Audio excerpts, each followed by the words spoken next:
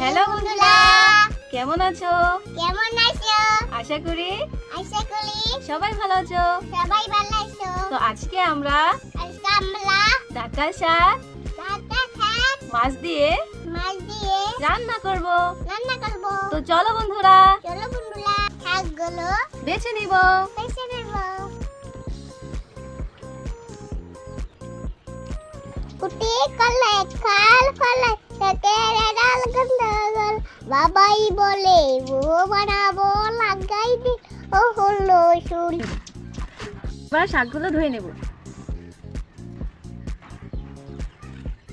মাছগুলো মাখা হয়ে গেছে, এবার ভেজে নিব।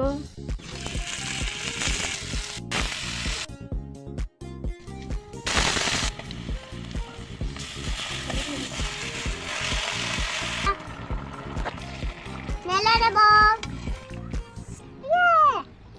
ইয়ে আমি পাঠাব।